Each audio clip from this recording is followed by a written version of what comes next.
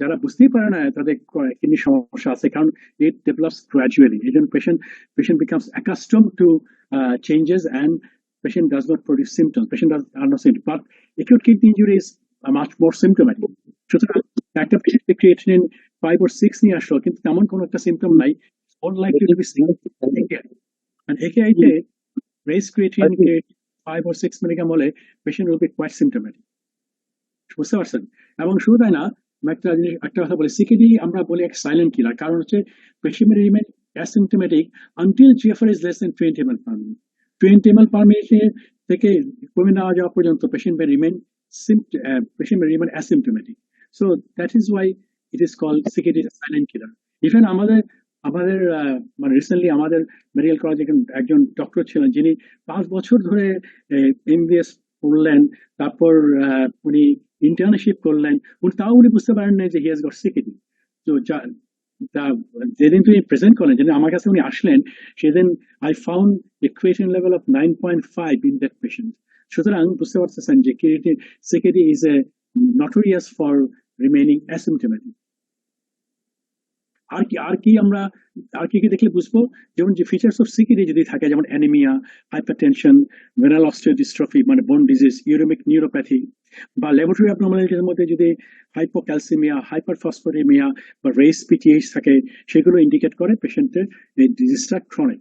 অথবা আপনি যদি আল্ট্রাসাউন্ড করে যদি দেখেন বায়োল্যাটারাল স্মল ইকোজেনিক কিডনিস, মানে দুটা কিডনি ছোট হয়ে গেছে, অ্যান্ড ইকোজেনিক মানে হচ্ছে, আমি এখনই আপনাদের ছবি দেখাবো, আপনি বুঝতে পারবেন যে কখন আমরা ইকোজেনিক বলি।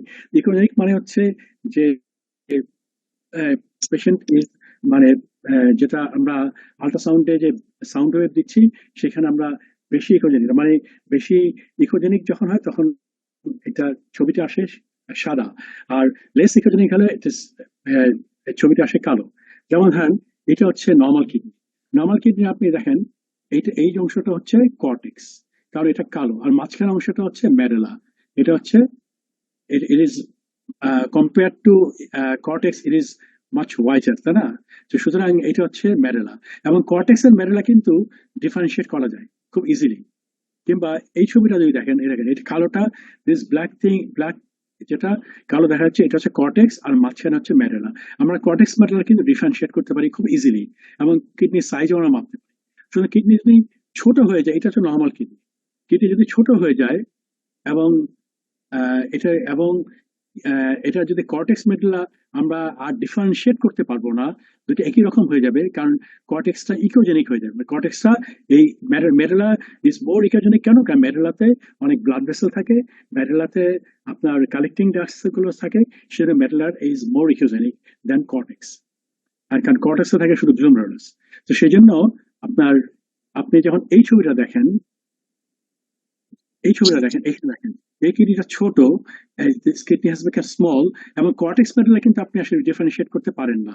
কর্টেক্স মেডুলা ডিফারেন্সিয়েট করা যাচ্ছে না। Cortex has become as ecogenic as medulla, এবং এই kidney is much smaller, and cortex and medulla cannot be differentiated.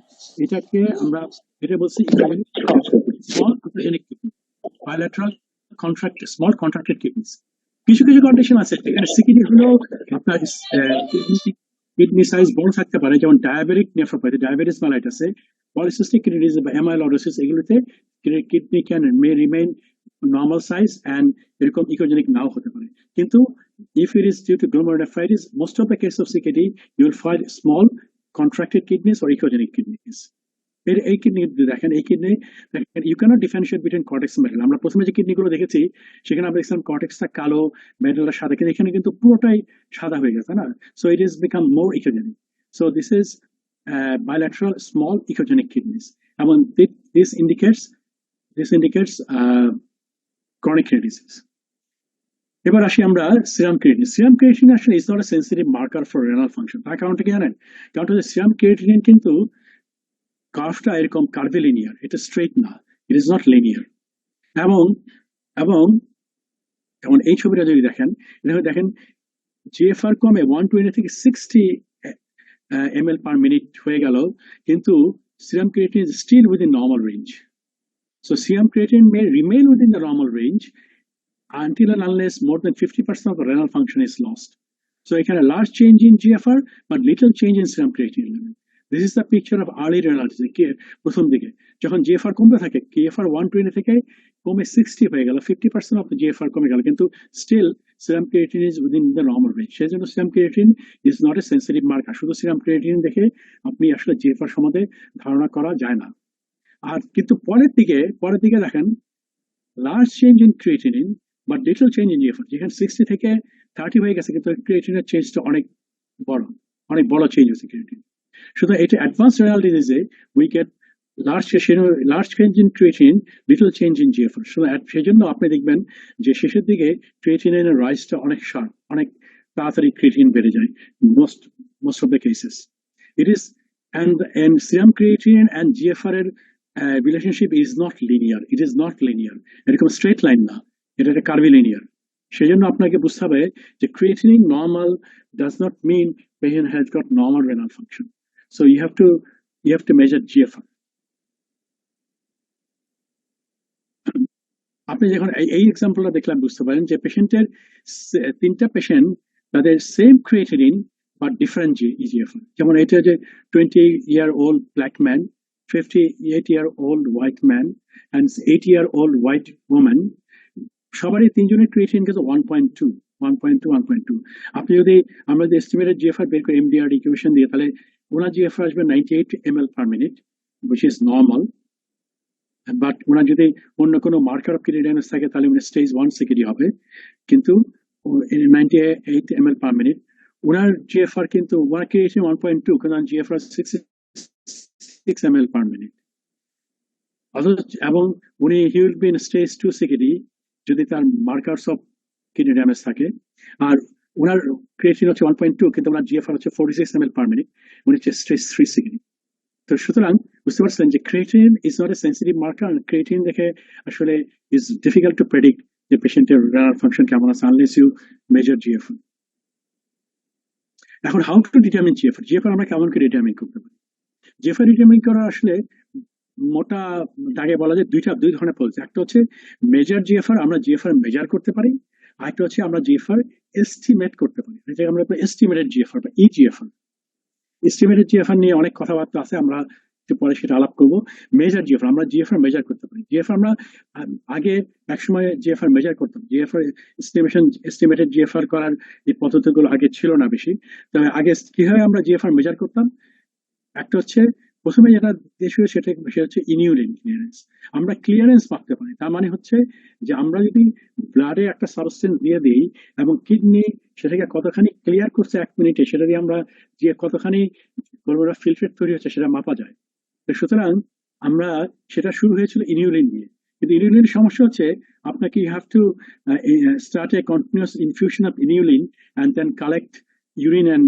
Blood sample urine clearance আজকাল আর করা হয় না আজকাল ইনফেক্ট ইনুলিন পাওয়াই যায় না তার কারণটা হচ্ছে ইনুলিনের জন্য ইনুলিন কোনো পেশেন্টের জন্য হাইপার সেন্সিটিভ রিয়াকশন হয় এবং দু একটা ফ্যাটালিটি হয়েছিল তারপর থেকে inulin production is stop inulin clearance করা হয় না আমরা যেটা সবচেয়ে বেশি আগে করতাম সেটা হলো ক্রিয়েটিনিন ক্লিয়ারেন্স কারণ ক্রিয়েটিনিন ক্লিয়ারেন্স সুবিধা হচ্ছে এটা বাইরে থেকে আমাদের কোনো ইনজেকশন দিতে হয় না কারণ বডিতে আমাদের যে বডির যে মাসেল গুলো সেগুলো ক্রিয়েটিনিন তৈরি করে ফ্রম ক্রিয়েটিনিন ফসফেট সুতরাং ক্রিয়েটিনিন তৈরি করে ফ্রম ক্রিয়েটিন ফসফেট থেকে সুতরাং creatinine is continuously produced in our body and kidney excretes creatinine তো সেইটাকে আমরা ইউজ করে আমরা we can measure creatinine clearance এবং ক্রিয়েটিনিন ক্লিয়ারেন্স আজকে আগে সবসময় সবচেয়ে বেশি মেজার করা হতো টু ফাইন্ড আউট GFR যদিও ক্রিয়েটিনিন ক্লিয়ারেন্স ইনফ্যাক্ট কারণ ক্রিয়েটিনিন কিন্তু ইজিলি ফিল্টার্ড হয় কারণ আমাদের এমন একটা সাবস্টেন্স এর ক্লিয়ারেন্স করা দরকার যে সাবস্টেন্সটা গ্লোমেরুলাসে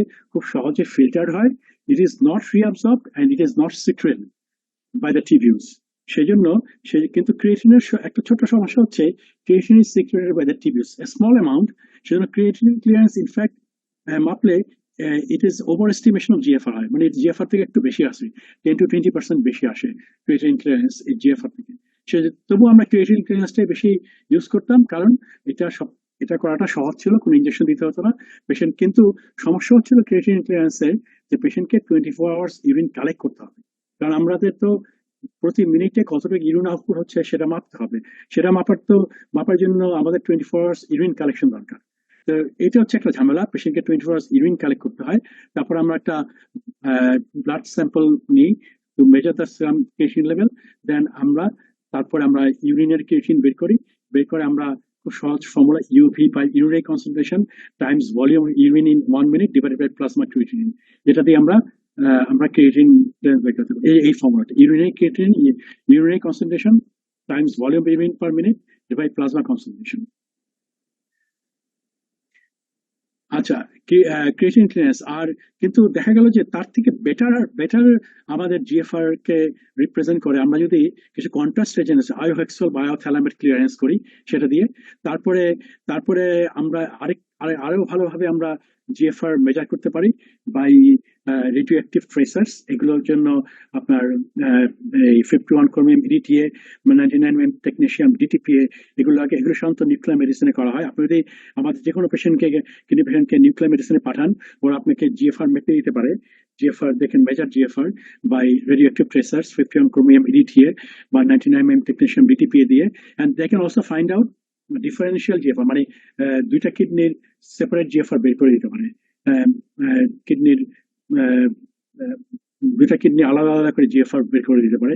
তাহলে আপনি বুঝবেন কোন কিডনিটা ভালো কাজ করছে, কোন কিডনিটা খারাপ কাজ করছে। অনেক সময় কিছু কিছু অসুখের মানে কিছু কিছু অপারেটিভ প্রসিডিউরের জন্য এই ইনফরমেশনটা দরকার। এগুলো হচ্ছে মেজার জিএফআর। এখন মেজার জিএফআর এর সমস্যা হচ্ছে, মেজার জিএফআর করতে গেলে পেশেন্টকে কোন একটা সেন্টার যেতে হবে, সেখানে যেমন কন্ট্রাস্ট এজেন্ট দিয়ে করতে গেলে পেশেন্টকে একটা কন্ট্রাস্ট এজেন্ট ইনজেকশন দিতে হবে, তারপরে ওনার ইউরিন স্যাম্পল কালেক্ট করতে হবে, ব্লাড স্যাম্পল কালেক্ট করতে হবে, রেডিওস অ্যাক্টিভিটি হলে নিউক্লিয়ার মেডিসিন যেতে হবে।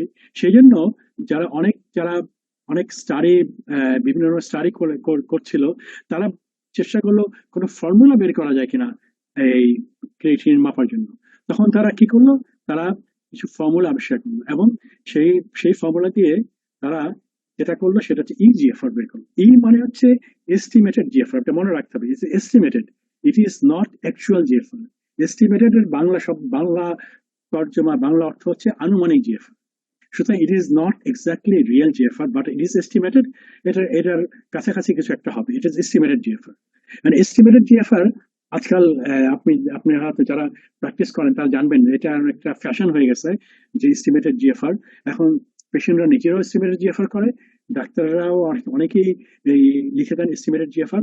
আপনি জানেন এস্টিমেটেড জিএফআর করতে পপুলারের নেয় হচ্ছে 2000 টাকা, এই এভারকেয়ার হসপিটাল নেয় 2500 টাকা, ইউনাইটেড হসপিটাল নেয় 3000 টাকা এবং স্কোয়ারে নেয় 2500 টাকা। কিন্তু এস্টিমেটেড জিএফআর করতে কারো কোনো পয়সা খরচ হয় না, কোনো ল্যাবের কোনো পয়সা খরচ হয় না। অথচ জিএফআর ওরা এই টাকাটা নেয়, কেন নেয় এটা আল্লাহ জানে, আমি জানি না। তো তো আপনার কারণ হচ্ছে ওরা ওরাও ওরা যেভাবে জিএফআর সেই জিএফআর আপনি নিজেও করতে পারেন। কিভাবে? আপনি যদি জাস্ট আপনার মোবাইল ফোনে স্মার্টফোন থেকে স্মার্টফোনে যে গুগলে যে টাইপ ইজিএফআর এবং তখন সঙ্গে সঙ্গে ইজিএফআর এর একটা ক্যালকুলেটর আসবে, সেখানে just put creatinine level and the age of the patient, তাহলেই দেখবেন আপনি। আর সেক্সও দিতে হবে। সেক্স অলরেডি ইউজুয়ালি মেল হলে মেল দেওয়াই থাকে, আর ফিমেল দিতে হবে। তাহলে ইউ গেট এস্টিমেটেড জিএফআর। এবং এটার জন্য আপনার ব্যয় হবে হচ্ছে 5 সেকেন্ড সময়। সুতরাং আমার মনে হয়, আমার রিকোয়েস্ট আপনাদের কাছে, আপনারা কেউই এই পেশেন্টদেরকে ইজিএফআর লিখে পাঠাবেন না, কারণ ল্যাবগুলো এই 2000-2500 টাকা নেয়। কি কারণে নেয় সে জানি না, কিন্তু ল্যাবরাও কিন্তু এভাবে বের করে, ওরা ওই মোবাইল ফোনে ক্যালকুলেট করেই বের করে। আর কোনো পথ নেই ইজিএফআর বের করে। ইজিএফআর যে ফর্মুলাগুলো আমরা ইউজ করি তার মধ্যে 3টা ফর্মুলা। একটা ফর্মুলা সবার আগে যেটা আবিষ্কার হয়েছে সেটাকে বলি আমরা কক্রপ-গল্ড ইকুয়েশন। কক্রপ-গল্ড ইকুয়েশনটা ছিল 140 minus h times body weight into kg divided by 72 times serum creatinine level. এটা হচ্ছে কক্রপ-গল্ড ফর্মুলা।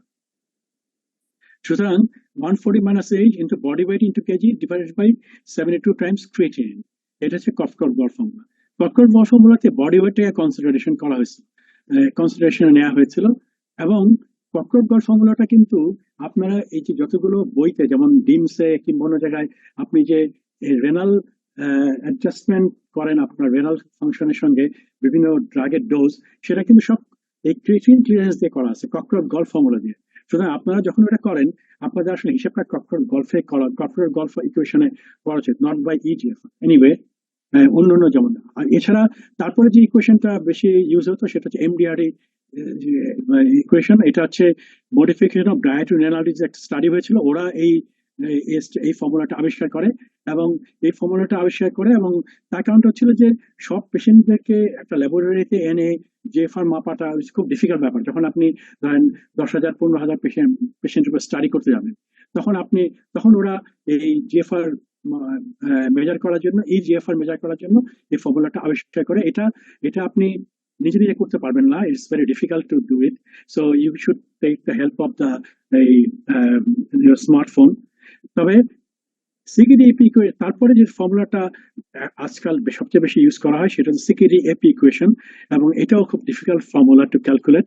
কিন্তু বাট এটা you can easily do it with your smartphone or any device with internet. সুতরাং আপনি সিকিডি এপি ইকুয়েশন করা হয়। আর আরেকটা আরেকটা ব্যাপার হলো যে সিস্টাটিন সি ইকুয়েশন।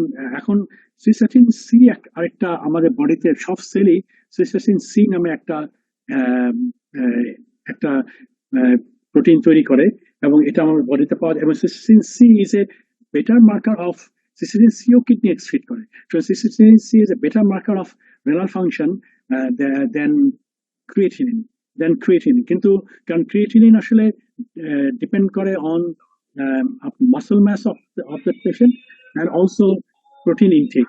সুতরাং সেজন্য ক্রিয়েটিনিন স্লাইটলি স্লাইটলি কম বেশি হতে পারে ফ্রম জিএফএল। সুতরাং সুতরাং সেজন্য ক্রিয়েটিনিনের চেয়ে বেটার মার্কার হচ্ছে সিস্টেইন সি। সমস্যা হচ্ছে সিস্টেইন সি কমার্শিয়ালি অ্যাভেলেবল না, এই জন্য আমরা সিস্টেইন সি বেশি করা হয় না। আমারটা দিলে মানে সিস্টেইন সি ইউজ করে সিস্টেইন সি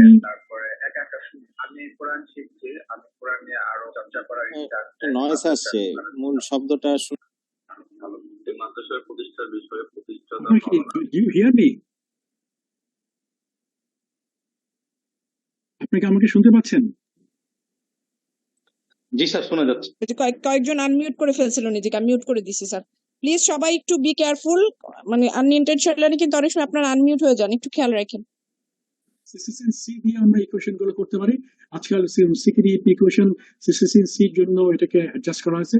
একটা কথা মনে রাখতে হবে, এই সবগুলো ইকুয়েশনই কিন্তু আপনার করা হয়েছে, is discovered or invented in America, USA, এবং it is validated in white people and also black American people and some African people. সুতরাং it is not really validated in Asian population, Chinese population এ কিছু করা হয়েছিল। সুতরাং আমাদের দেশের জন্য এই কোশ্চেন গুলো কতখানি অ্যাপ্লিকেবল সেটা আসলে আমরা এখনো জানি না, কিন্তু আমরা এই কোশ্চেন গুলো ইউজ করি। এখন এখন কথা হচ্ছে যেটার মধ্যে কোন ইকুয়েশনটা আপনি ইউজ করবেন। সাধারণত আজকাল আমরা সিকিডি এপি ইকুয়েশনটা বেশি ইউজ করি for estimation of GFR, because it's based on largest population of any it is based on calculation of largest population এবং is best for normal size people, মানে যারা নর্মাল সাইজ। যদি একজন খুব বেশি মোটা হয় কিংবা খুব বেশি শুকনো হয় কিংবা কারো লেগ একটা অ্যাম্পুটেশন করা হয়েছে, এতে কিন্তু মাসল মাস কমে গেছে, তো সেইখানে কিন্তু এই ফর্মুলা গুলো মে নট বি অ্যাকুরেট। সেই ক্ষেত্রে আপনার is better to find out the creatine clearance. Anyway, তো আমরা যে এই সিকিডিকে স্টেজিং করি, তার মধ্যে আমরা 5টা স্টেজে ভাগ করি। কিডনি ড্যামেজ, যেমন স্টেজ 1 আমরা বলি কিডনি ড্যামেজের মার্কার্স কিডনি ড্যামেজ আছে but normal or increase GFR, সেটাকে আমরা বলি স্টেজ 1। স্টেজ 2 সিকিডি হচ্ছে kidney damage with mild reduction of GFR between 60 to 89। Stage 3 হচ্ছে মডারেট রিডাকশন অফ জিএফআর। এখানে জিএফআরটাই প্রধান, moderate reduction of GFR 30 to 59, markers of kidney damage থাকুক আর না থাকুক।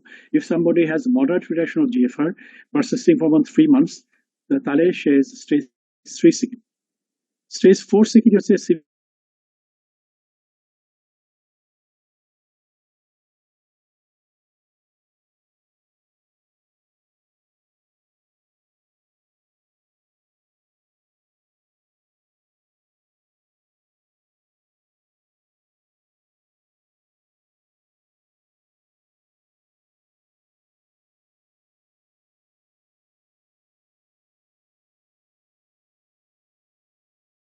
G3B, মানে স্টেজ থেকে দুটা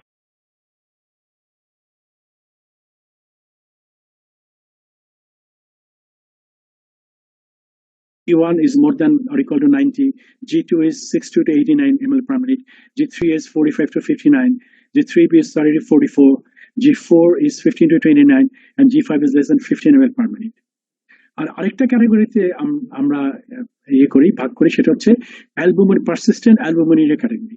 প্রাইভেসি অ্যালবুমিনিয়া ক্যাটাগরিতে A1 হচ্ছে normal or mildly increased albuminuria, less than, এখানে এটা যেটা করা আছে এটা হচ্ছে albumin ACR, albumin creatine ratio, less than 30 milligram per gram, less than urinary albumin creatine ratio. সুতরাং অ্যালবুমিনিয়া দিয়ে আমরা less than 30 milligram per milligram যদি হয় সেটা হবে নর্মাল মাইল্ডলি ইনক্রিজ, আর 30 to 300 মিলিগ্রাম পার গ্রাম এটা হচ্ছে মডারেটলি ইনক্রিজড অ্যালবুমিনিয়া, যেটাকে আমরা বলতাম আগে মাইক্রো অ্যালবুমিনিয়া। আজকাল মাইক্রো অ্যালবুমিনিয়া বলা হয় না, এটা মডারেটলি ইনক্রিজ অ্যালবুমিনিয়া। এটা এবং A2 30 to 300 milligram per gram, R A3 হচ্ছে সিভিয়ারলি ইনক্রিজ অ্যালবুমিনিয়া মোর দেন 300 মিলিগ্রাম পার গ্রাম। এবং এখানে এগুলোতে এই গ্রিন হচ্ছে লো রিস্ক, গ্রিন আছে G1 and G2, যাদের অ্যালবুমিনিয়া ক্যাটাগরি হচ্ছে A1। এদের in fact if they do not have any markers of kidney damage, they do not have CKD, G1 and G2. If they have markers of kidney damage, then they have CKD. Yellow is moderately increased risk, orange is high risk, and red is very high risk. সুতরাং আমরা প্রগনোস্টিক্যালি যদি আমরা পেশেন্টদেরকে security classify করতে যাই, তাহলে আমাদের এই কয়েকটা ভাগে ভাগ করতে হবে, এবং এইভাবে এর উপর ডিপেন্ড করে আমরা পেশেন্টদেরকে কত ফ্রিকুয়েন্টলি ফলো আপ করবো, এবং পেশেন্টদেরকে আমরা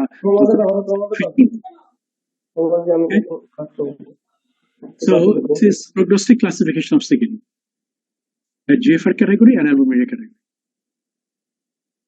আরেকটা স্টেজিং আমরা করি, সেটাকে আমরা বলি CG স্টেজিং, মানে কজ GFR albuminuria। যেমন আমরা যদি একটা পেশেন্ট দেখার পর আমরা যদি তাকে লেবেল করি ডায়াবেটিক কিডনি ডিজিজ G5A3, তাহলে কিন্তু আপনি বুঝে যাবেন পেশেন্টটা কি অবস্থায় আছে। এটুক বললেই আমাদের হয়ে যায় ডায়াবেটিক কিডনি ডিজিজ G5A3, মানে তার GFR less than 15 ml per minute, proteinuria more than 300 milligram per gram। সুতরাং আমরা প্রত্যেকটা যদি আমরা CG স্টেজিং করি, আমরা প্রত্যেকটা কজগুলো লিখতে পারি, এবং তার পাশে আমরা GFR অ্যালবুমিনুরিয়া ক্যাটাগরি লিখে দিলে এটা বলে CG স্টেজিং। এটা হচ্ছে আরেকটা ক্লাসিফিকেশন অফ CKD। এনিওয়ে, এবার আমরা আমাদের আজকে আলোচনা আসি। CKD affects all body system। আমাদের যত সিস্টেম আছে, যেমন CVS, nervous system, endocrine, muscles, metabolic, skin, GIT, every system is affected by CKD। এবং সেই জন্য mineral bone disorder also happens in CKD। এখন মিনারেল বোন ডিসঅর্ডার কি হয়? যখন আপনার রেনাল ফাংশন ইজ ইম্পেয়ার্ড, তখন যেটা হয় ফসফেট এক্সক্রিশন কমে যায়, বিকজ কিডনি ফসফেট এক্সক্রিট করে। কিডনি যদি ফসফেট এক্সক্রিট না করে, তখন there is hyperphosphataemia, phosphate level বেড়ে যায়। সো দেয়ার ইজ হাইপারফসফেটেমিয়া, এবং এই hyperphosphataemia stimulates the hyperparathyroid glands and causes hyperparathyroidism or increased secretion of PTH. আবার যখন রেনাল ফাংশন কমে যায়, তখন কনভার্সন অফ 25 হাইড্রোক্সি ডি, মানে হচ্ছে ইনঅ্যাক্টিভ ভিটামিন থেকে active vitamin D, 125 dihydroxy vitamin D, যেটা অ্যাক্টিভ ভিটামিন ডি, এই কনভার্সনটা করে কিন্তু রেনাল টিবিউলস। শুধু রেনাল টিবিউলস গুলো এইটা করতে পারে না বলে আমাদের 125 ডাইহাইড্রোক্সি ভিটামিন ডি লেভেল কমে যায়, এবং 125 dihydroxy vitamin D is very important for absorption of calcium from the gut. ফলে আমাদের ক্যালসিয়াম রিঅ্যাবজর্পশন কমে যায়, and that leads to hypocalcemia. And hypocalcemia কিন্তু also stimulates the parathyroid glands to secrete PTH. So there is secondary hyperparathyroidism. এখানে আরো কতগুলো factor আসে, এবং এই হাইপারপ্যারাথাইরোইডিজম বোনের অস্টিওক্লাস্টিক বোন রিজর্পশন করে, and there is it can cause osteitis fibrosis, cystic cyst in the bones, and এই চেঞ্জ গুলো also cause the increased secretion of another factor, এটাকে বলে fibroblast growth factor 23, FGF23, সেটারও এক্সেসিভ, সেটার পরিমাণও বেড়ে যায় in CKD।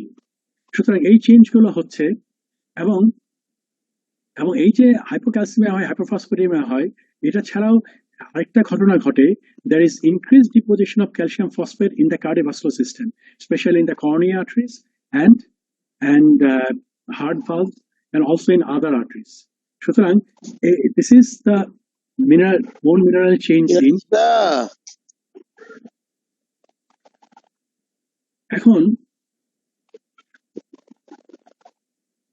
this bone mineral change in CKD is now, this change in CKD is now regarded as systemic disorder, is now as a systemic disorder, and it has been given a name called CKD-MBD, chronic kidney disease mineral and bone disorder. সুতরাং এটাকে এখন একটা systemic disorder হিসেবে ধরা হয়, that happens in CKD, and that is now known as CKD-MBD.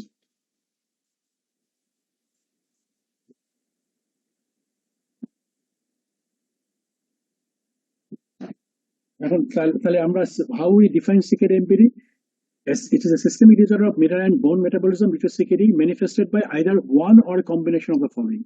এই তিনটার যে কোনো একটা কিংবা একটার একাধিক থাকলে এটা আমরা যেমন laboratory abnormalities of calcium phosphate PTH or vitamin D metabolism, সেটা যদি আমরা কোনো এভিডেন্স পাই তাহলে এটা CKD-MBD, অথবা if there is any evidence of bone abnormalities, bone turnover, mineralization, volume, linear growth and strength, and if there is any vascular or other soft tissue calcification, এই তিনটার যে কোনো একটা যদি আমরা একটা কিংবা একাধিক পাই, we call it CKD-MBD. Patient has developed CKD-MBD, chronic kidney disease, mineral and bone disorder.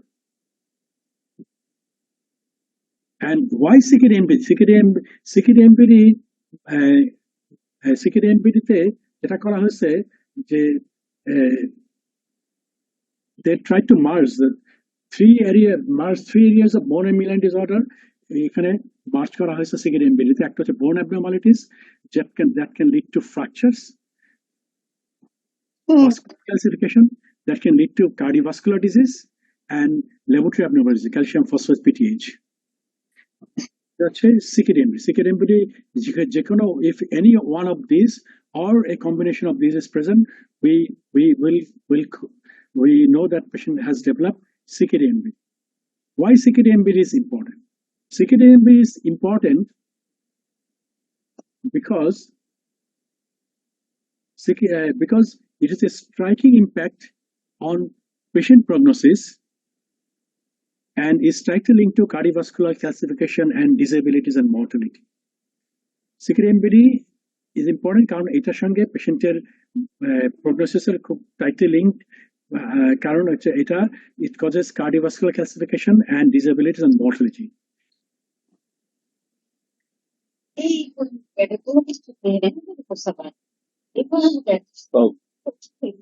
Cardiovascular disease is the leading cause of death in patients with chronic kidney disease. USRDS data থেকে আমরা দেখেছি যে cardiovascular disease is the leading cause of death in patients with CKD. CKD per se is considered to be a coronary artery disease equivalent, and in fact, persons with early stage of CKD are more likely to die of cardiovascular disease than progress to end-stage disease. তার মানে patients with early stage of CKD, they are more likely to die of cardiovascular disease than progress to end-stage disease. এবং hazard ratio for as GFR progressively declines, hazard ratio for cardiovascular disease progressively increases. So সুতরাং GFR যত কমতে থাকে, cardiovascular disease যে mortality তত বাড়তে থাকে, এবং এটা is inversely related.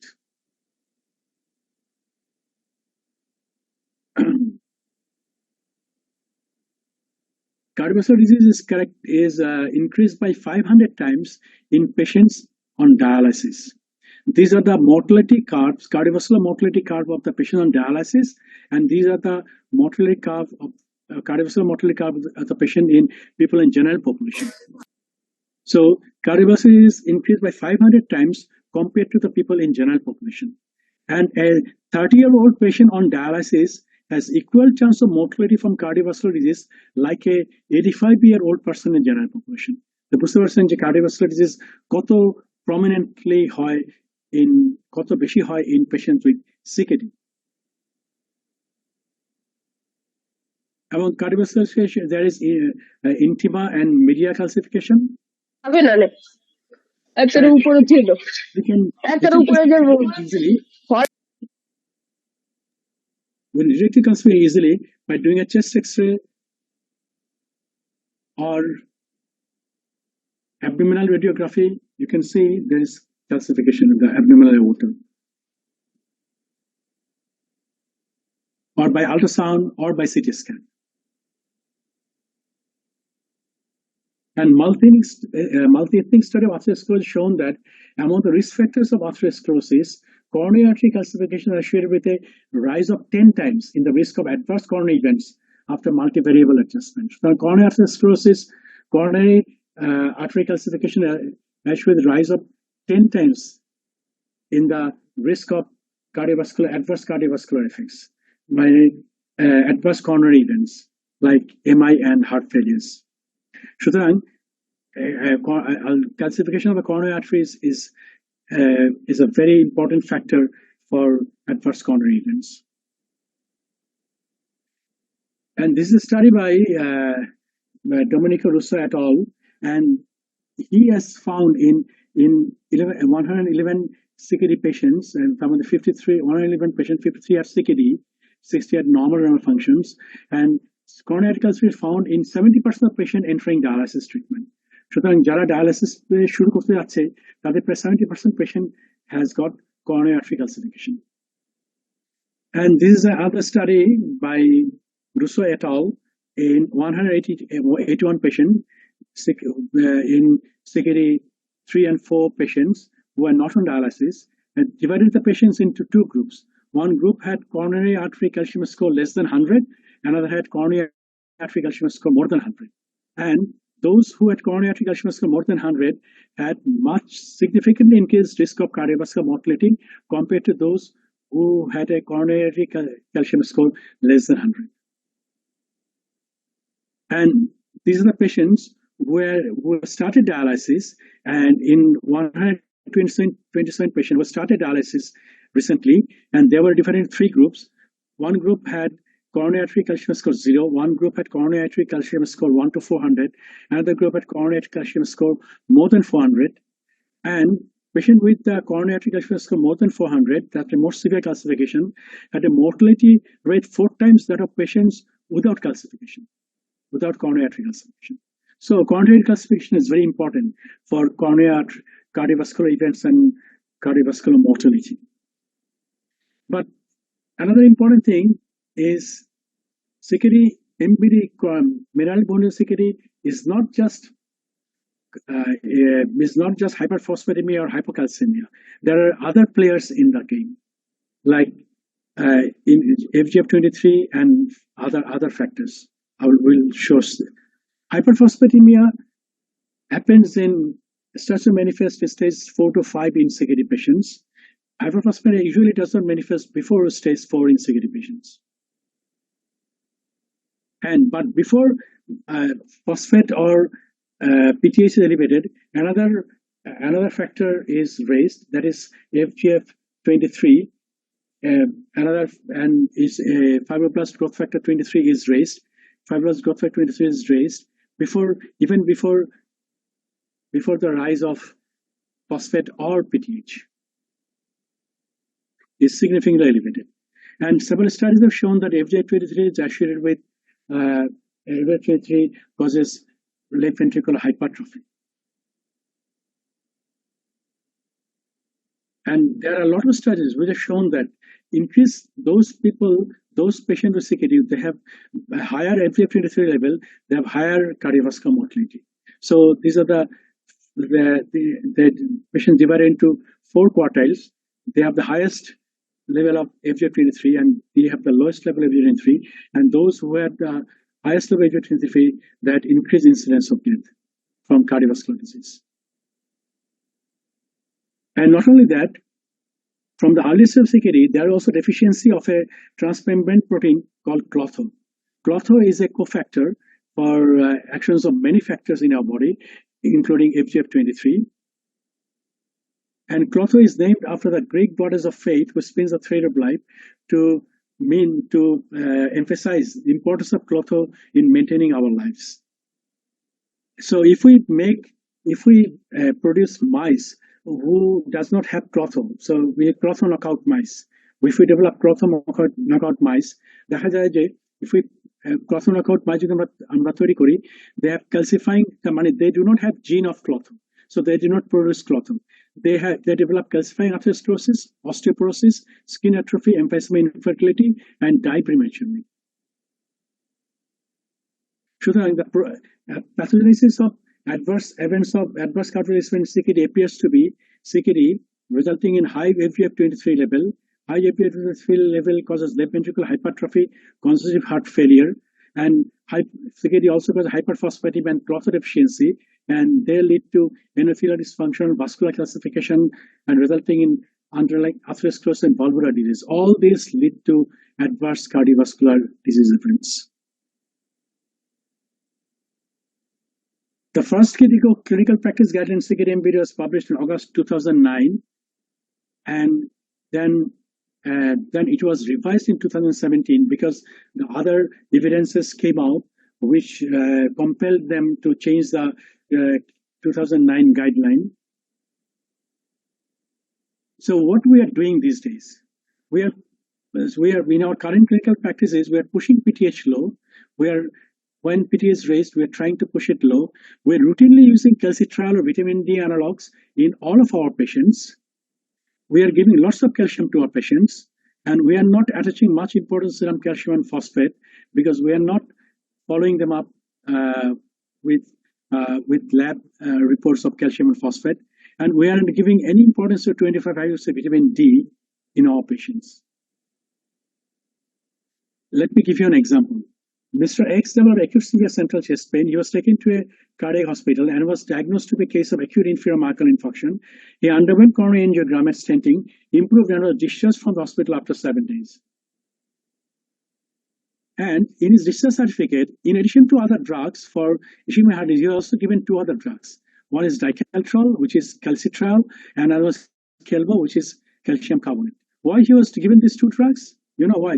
Because he had a creatine level 1.31, which is mildly raised above the normals. Normal was 1.2, and he had a calcium level of 10.31, which is near the upper limit of normal. So he was given calcitriol and calcium carbonate. And when he came to see me after 2 months, he had a serum calcium level of 14.58. See, he has already developed hypercalcemia. And problem is, most of the patients and some of the doctors think that calcitriol and calcium tablets are treatment for CKD, and they improve renal function. There's a misconception. They regard them as kidney drugs, which is absolutely wrong, because these 2 drugs have nothing to do with kidney functions, and they do not improve kidney functions. So it's no point prescribing these drugs in all of our patients. So these are not kidney drugs. You see, most of the prescription, anybody who has a raised creatine level goes to a doctor will receive this calcitriol and calcium carbonate or calcium acetate. So 2017 CKD-MBD guideline recommends in patients with CKD G3 or G5D, treatment of CKD-MBD should be based on serial assessment of phosphorus, calcium, and PTH level considered together, not separately, considered together. So there should be serial assessment of phosphorus, calcium, PTH level considered together. Why? Because calcium, phosphorus, PTH are not independent of each other and must be treated together, not separately. Therapy that treats one positively and others negatively may not give net benefit. For example, active vitamin D will lower PTH but raises serum phosphorus, calcium, and FGF23. Calcium-based phosphorus binders lower phosphorus but raise calcium and FGF23. So there is interdependency of these biochemical parameters. So we have to understand that they are not separate. They depend on each other, all these parameters. Okay, let's discuss how to manage phosphate. Phosphate is in the center of CKD-MBD for a long time, at least last 15-20 years. And CKD management is centered around maintaining the phosphate level in our patients, maintaining the normal phosphate level. Initially in 1940s, we started to use aluminum-based phosphate binders. I was initially aluminum, but then in late 70s, we abandoned aluminum because of aluminum toxicity, because many patients developed aluminum toxicity. So we stopped aluminum. And in 1970, calcitriol was introduced. Then we started to use calcium-based phosphate binders, calcium acetate and calcium carbonate. In calcium acetate in the 1980s and 1990s, we started to use calcium carbonate. Then, for the fear of calcium, now we are using calcium-free phosphate binder, non-calcium-based phosphate binder, sevelamer and lanthanum. And recently, we have been using iron-based phosphate binders, sucroferric oxyhydroxide and ferric citrate.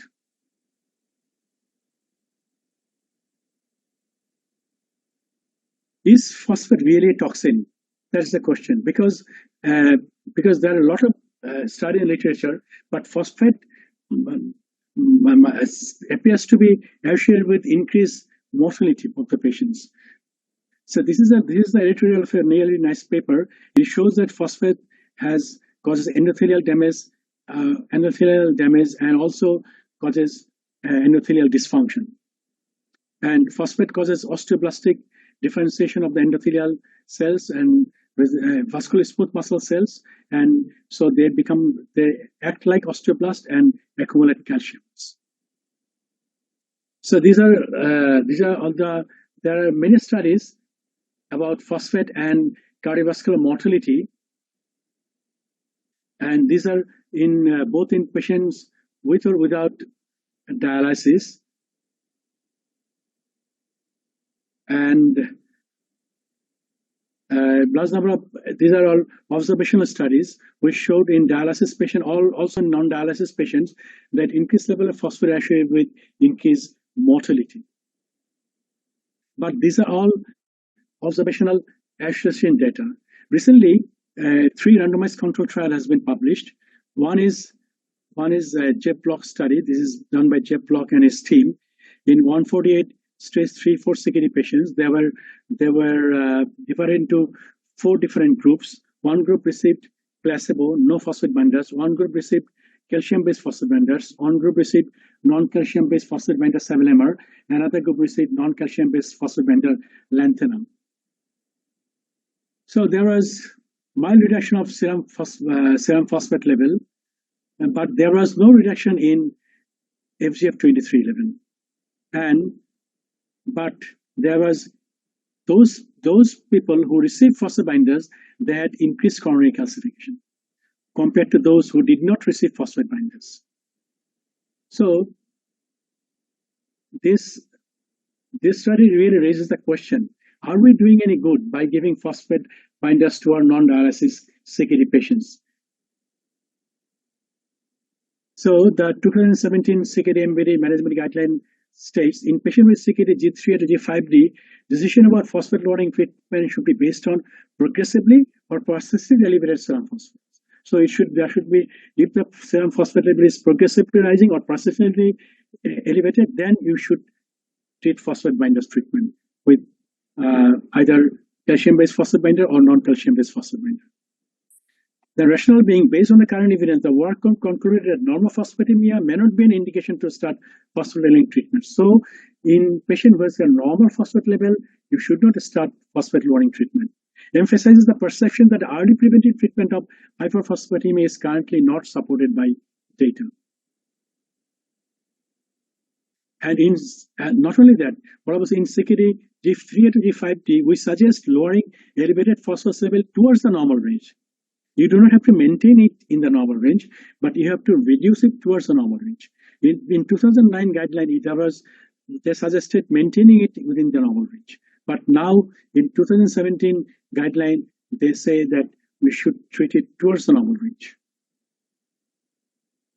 There is an absence of data that effort to maintain phosphorus in the normal range are of benefit in CKD G3 to G4 patients, including safety concerns. Therefore, treatment should aim at overt hyperphosphatemia. Dietary phosphate restriction with phosphate binder has been shown to decrease FGF23 levels. So this may be beneficial to also restrict dietary phosphate intake. The summary for phosphate is emphasis on the interdependency of serum calcium phosphate PTH for clinical therapeutic decision making. Phosphate lowering therapy may only be indicated in the case of progressively or persistent hyperphosphatemia. It is reasonable to limit dietary phosphate intake when considering all sources of dietary phosphates, because many pre-cooked or prepared food contains a lot of phosphate. Now, what about calcium? Calcium in CKD, hypocalcemia is a late event. Traditionally, the focus of CKD treatment has been to control secondary hyperparathyroidism by giving people calcitriol and calcium, which he thought is a good thing to help bones. But this management approach causes positive calcium balance. Positive calcium balance is also a risk for increased coronary artery calcification and vascular calcification. These are some calcium balance studies which have shown that if you give calcium to our patients, to even with normal renal function, they have positive calcium balance and they're at more risk of developing coronary artery calcification. So this is a study by De Laurier et al. And he has shown that he divided the 212 stage 3-4 CKD patients, divided into two groups. One group received non-calcium-based phosphate binders, 7-MR, another group received calcium-based phosphate and calcium carbonate. And he has shown that those who received calcium carbonate less survival or increased mortality, significantly increased mortality from cardiovascular disease who received calcium carbonate. And this is a meta-analysis. Meta-analysis আপনারা জানেন সবাই বোধহয়। Meta-analysis মানে অনেকগুলো study নিয়ে যখন একসঙ্গে একটা স্টাডি করা হয়, একটা স্টাডি করা হয়, সেটাকে বলা হয় meta-analysis. এবং this is a meta-analysis published by Sophie Jamal. It is published in Lancet, and for the first time he has shown that non-calcium-based phosphate binder has mortality benefit compared to calcium-based phosphate binders. When calcium-based phosphate binder, non-calcium-based phosphate binder is better in terms of cardiovascular mortality. So, 2017 CKD MBD management guidelines suggest in adult patients with CKD G3 or G5D receiving phosphate lowering treatment, we suggest restricting the dose of calcium-based phosphate binders. New evidence from 3 randomized controlled trials support in more general recommendations to restrict calcium-based phosphate binders in hyperphosphatic patients of all stages of CKD. Epidemiological data support a lower calcium target. Higher levels are consistently associated with greater vascular calcification, higher relative risk of cardiovascular disease and mortality. Most studies support lower calcium levels with no associated risk of mortality. And in CKD management, CKD MBD management guideline suggest in adult patient with CKD G3 or G5D, we suggest avoiding hypercalcemia. So you must avoid hypercalcemia in your patients. So you should be careful about prescribing calcitriol and calcium-based phosphate binders in our CKD patients. Now, how we will manage parathormone and vitamin, and how will we prescribe vitamin D? If in patient with CKD 2007 CKD management guidelines states in patient with CKD G3 or G5 not on dialysis, the optimal PTH level is not known. However, we suggest the patient with levels of intake PTH progressively rising or persistently above the upper limit of normal for the SO to be evaluated for modifiable factors. First, you need to understand whether the PTH can be correctly modified, including hyperphosphatemia, hypocalcemia, high phosphate intake, and vitamin D deficiency. You see, vitamin D deficiency is very common in our population. So, patient can have low active vitamin D because he has vitamin D deficiency. So, you have to correct vitamin D first, other than giving active vitamin D. So, you should measure 25 hydroxy vitamin D in your patient if you find raised PTH. And you should also measure phosphate, calcium, and you should take the dietary history whether he is taking high phosphate diet or not. So, another important thing is PTH should not be corrected to normal range. PTH should be maintained between 2 to 3 times the normal range. in between 2 to 3 times of the normal range. Because if you push PTH too low, the patient will develop adynamic bone disease. And adynamic bone disease is risk factor for fracture. So the patient will have more incidence of fracture if the patient develops adynamic. So you should not try to correct PTH and push it low towards the normal range. You should maintain PTH between 2 to 3 times or 4 times the normal range.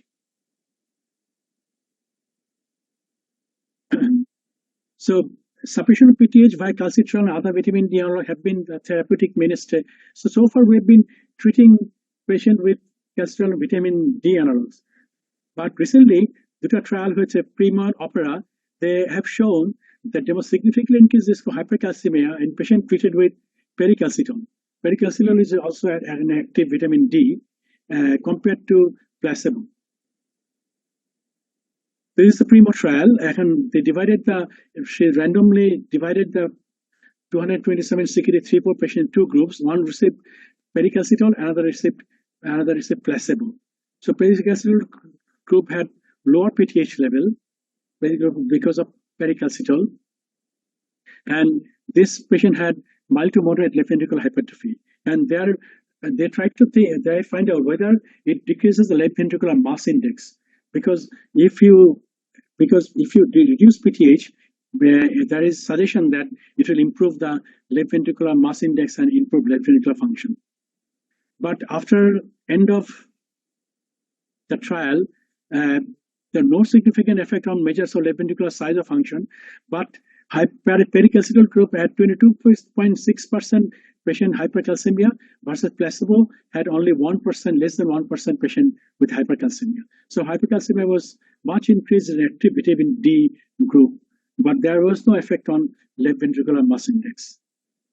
And Opera trial is a similar trial done in Singapore, and they also shown that no significant effect of pericalcitol on measures of left ventricular size or function, but pericalcitol group had a much higher incidence of hypercalcemia compared to placebo. So in adult, CKD 2007 KDIGO CKD management guideline states in adult patients with CKD G3 or G5 not on dialysis, we suggest calcitriol vitamin D analogs not to be routinely used. It is reasonable to reserve the use of calcitriol vitamin D analogs for patients with CKD G4 to 5 with severe and progressive hyperparathyroidism. The patient has severe and progressive hyperparathyroidism, then you use vitamin D analogs. Recent meta-analysis were largely confirmatory and supported the hypercalcemia risk association with calcitriol and vitamin D analogs. And they also said in adult patients CKD G3 G5D, we suggest avoiding hypercalcemia. You should avoid hypercalcemia. In dialysis patients, in patients with CKD G5D, we suggest maintaining intake PTH in the range of approximately 2 to 9 times the upper limit of normal for this. So the key change in clinical practice, what should we change according to the recent CKD MBD management guideline? Evaluation of mineral bonds should be based on serial assessment of calcium, phosphate, and PTH together, not separately. Just do not measure phosphate, you have to measure 3 together. Phosphate lowering treatment should be based on progressively and persistently elevated serum phosphate. Calcitriol analog not to be routinely used to treat secondary hyperparathyroidism. It shouldn't be routinely used. If you should only give calcitriol if the PTH is raised above twice or thrice the normal limit. Restricting the use of calcium-based phosphate binders. We should restrict the use of calcium-based phosphate binders. So what we should do, we should not push PTH too low because that will cause a dynamic bone disease in cases of fracture. We should use less vitamin D, and if the patient has got persistent hyperphosphatemia, we can also add calcium-mimetic drug cinacalcet. We should minimize calcium and try to use non-calcium-based phosphate binders. We should measure calcium and phosphate in our patients regularly, so that we can stop our vitamin D or calcium phosphate binders, because it can lead to vascular calcification. And we should measure 25 hydroxy vitamin D in our patient because it is 25 hydroxy vitamin D is found to be low in our general population. So it may be low, in our CKD patient as well. So you should replace 25 hydroxy vitamin D before you give patients active vitamin D. So we should remember the Hippocratic oath, primum non necessary, first to no harm. So we should before prescribing any drug to our patients, we should consider that we should not do any harm to our patients. Now FGF23 has become a therapeutic target, and FGF23, the mechanism of action of FGF23 has been defined. It acts through FGF receptor 4 and induces left ventricular hypertrophy, and FGF receptor 4 blocker is being developed, and it is being tested. So it has been shown that FGF receptor 4 blockade inhibits left ventricular hypertrophy in CKD. So you see the focus of CKD MBD is shifting. 50 years back, the focus was on PTH. Then the focus, last 15 years, focus is on phosphate, and recently now the focus is on FGF23 and growth hormone. So focus of CKD MBD is changing, and it changes with time because new informations are coming, new studies are done, so new results are being found. So I think that's the end of our class today, our lecture. So thank you all. Love your kidneys. So is there any question?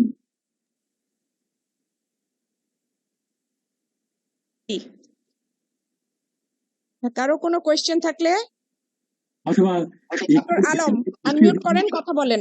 Doctor Alam. Sir thanks বলেন। Sir presentation sir আপনার class সাধারণত miss যাতে না হয় চেষ্টা করি sir. অনেক দুটার মধ্যে স্যার একটু ক্লিয়ার করে বলতেন, ডিনামিক এবং অ্যাডিনামিক কোন টার্নওভার। Thank you. কি বলছেন বুঝি নাই। Sir, dynamic and aerodynamic bone disease, sir, in case of CKD. Dynamic aerodynamic bone disease. Dynamic aerodynamic bone disease. Dynamic, আমাদের বোন কিন্তু অলওয়েজ ইন এ ডাইনামিক বোন ডাইনামিক স্টেট আছে, কারণ আমাদের সবসময় কিন্তু পিটিএইচ ইজ অস্টিওক্লাস্টকে স্টিমুলেট করে, অস্টিওক্লাস্টিক রিজার্পশন হচ্ছে, আবার the same time osteoblast is also stimulated forming bones. আমাদের কিন্তু প্রতিনিয়ত বোন রিজার্পশন হচ্ছে, বোন ফর্মেশন হচ্ছে। It's in a dynamic state. কিন্তু আপনি যদি পিটিএইচ কে বেশি সাপ্রেস করে ফেলেন, তখন পিটিএইচ না থাকার ফলে এই অ্যাডাইনামিক বা এই ডাইনামিক স্টেটটা আর থাকবে না। এই ডাইনামিক স্টেটটা না থাকলে তখন কি হয় যে ওই অস্টিওক্লাস্ট আর অস্টিওব্লাস্টের মধ্যে যে একটা ডাইনামিক ইকুইলিব্রিয়াম আছে সেটা থাকে না, ফলে bone becomes more vulnerable for fracture, এবং there is increase incidence of fracture. বুঝতে পারছেন? ডক্টর আমজাদ, কোশ্চেন আছে। আরো কোশ্চেন আছে ভাই আপনার? ডক্টর আলম, আমি ডক্টর কৌশিক বলছি। আমার একটু মানে আসলে স্যারের কাছে না, এটা হলো আপনার তো মেডেক্সের কাছে একটু রিকোয়ার্ড যে স্যারের আমরা আরো কিছু ক্লাস চাই আর কি ইন ফিউচার আর কি, এটা আমাদের রিকোয়েস্ট। আপনি একটু গ্রুপে লিখে দিয়েন। ডক্টর আমজাদ হোসেন, আপনি কোশ্চেন করেন। ডক্টর আমজাদ হোসেন আনমিউট করেন, কোশ্চেন করেন। জি আসসালাম স্যার।